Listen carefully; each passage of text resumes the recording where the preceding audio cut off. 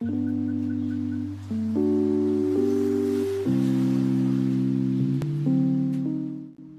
are married women usually heavier than single women? Because single women come home, see what's in the fridge, and go to bed.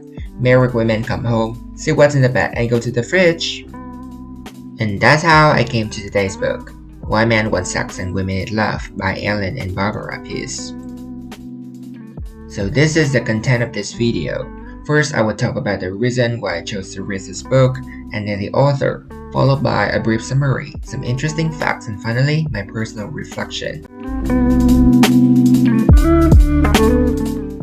Well, it's a psychology book explained in a rather simple way, and one of my teachers once recommended this book in front of my class, so I decided to pick it up.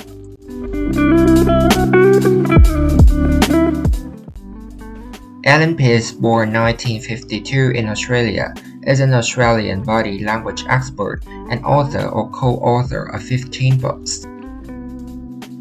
Ellen Pease and his wife Barbara have written 18 bestsellers, including 10 number ones, and given seminars in 70 countries. Their books are bestsellers in over 100 countries, or translated into 55 languages, and have sold over 27 million copies. Some of their famous books are Why Men Don't Listen and Women Can't Read Maps, Why Men Can Only Do One Thing at a Time and Women Never Stop Talking, Why Men Don't Have a Clue and Women Always Need More Shoes, and finally this book, Why Men Want Sex and Women Need Love. First, let's talk about sex on the brain. So basically, there are 3 types of neurotransmitters that you need to know to understand this mechanism: serotonin, testosterone, and finally oxytocin. Serotonin is a neurotransmitter that gives us heightened feelings of awareness, sensitivity to our surroundings, and an overall feeling of well-being. Testosterone is the main hormone responsible for sex drive, and men have 10 to 20 times more of it than women. And finally, oxytocin.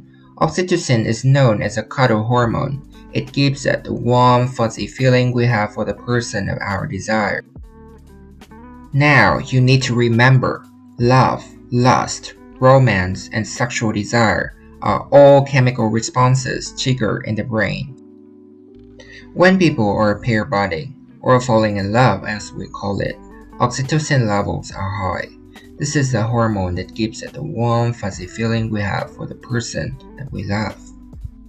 Having higher levels of oxytocin than men is a major reason why women fall more deeply in love at the start of a new relationship than men. My favorite part, straight talk on sex and love.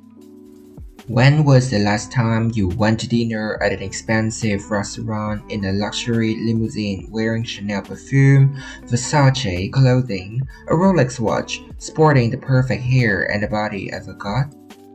Well, that's the image you were competing against and are expected to try. These are the levels of unreality that are constantly being thrust at you by modern-day media, and this is the kind of pressure today's men and women are under and are being expected to live up to. Many women are deluded into believing that they can have a rich Brad Pitt type, while the reality is that they have a man at home who is a motor mechanic and earns an average income. The line between reality and fantasy has become blurred. At the beginning of a new relationship, many men, fueled by women's unrealistic expectations, give women the illusion that they can reach some of these levels. The media has, of course, given men and women unrealistic expectations of relationships as well. Nobody is perfect, and trying to look for someone who is, or trying to change your partner is a recipe for disaster. So, understanding our primitive motivations is a key to a happy relationship. Now you may wonder what women really want. Number 1. Good hunting skills and resources. Women are searching for the same basic things in men that their ancestral mothers wanted. Good hunting skills and resources. Society may have evolved, but women's needs haven't. Number 2, laziness and lack of motivation are the biggest turnoffs for women because they mean a man doesn't have the ability to offer resources.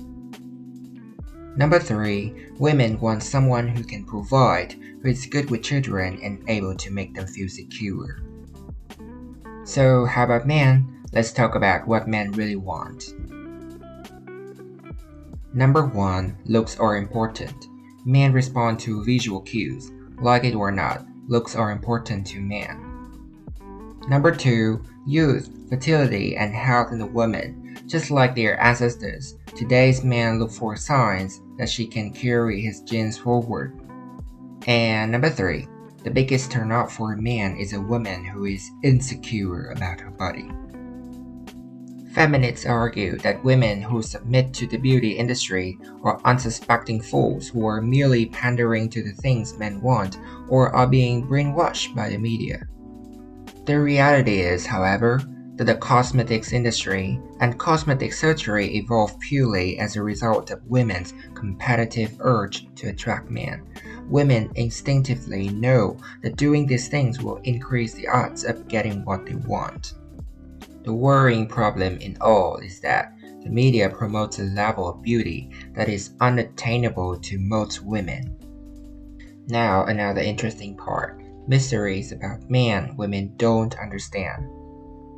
A man's brain has the ability to separate love from sex. Occasionally, they happen together. Men lie to women to avoid conflict. So never ask a man a question if you don't want to hear the truth. Otherwise, you are simply training him to lie. Something like, "Do I look fat today?" And this part is for you, gentlemen. Truths about women most men don't know. Women need emotional input. If men want their partner to initiate sex more, they need to be loving, cherishing, and do the washing up. A stressed woman will place sex very low down on her priority list. Biologically speaking, women have evolved with a lower sex drive than men, as they needed to take time out from procreating to care for their young. Men are very basic creatures when it comes to women. It's not the size or shape of a woman's body that turns most men off. It's the size of her insecurity about her body that does it.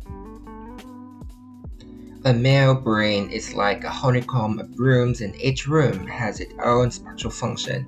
One room may contain spatial ability, the next has speech function, another has love, and so on.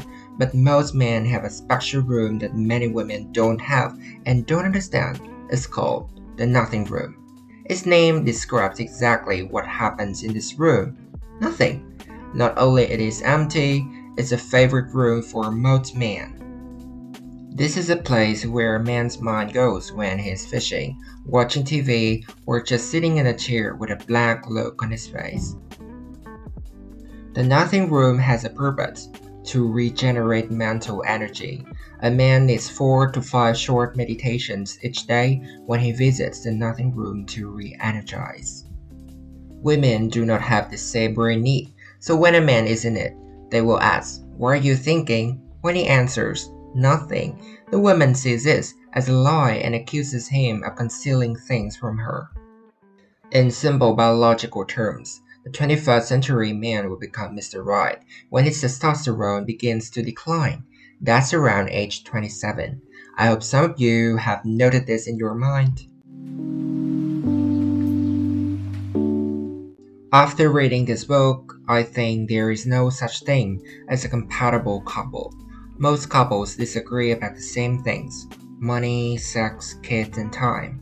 A successful long-term relationship is about having chemistry, similar core values and beliefs, and about how you manage your differences. You are the ones who create compatibility. And please remember, do not commit early to anyone and never settle for the second best in your relationships, and don't let anyone put you second as well. Never use someone as an interim measure until the right person comes along. That causes more pain than pleasure. It prevents you from focusing on what you really want and is an abuse of the other person. For those who are in a relationship, This book can help you understand your partner more. And for those who haven't got a partner, you can be better prepared for your future relationship.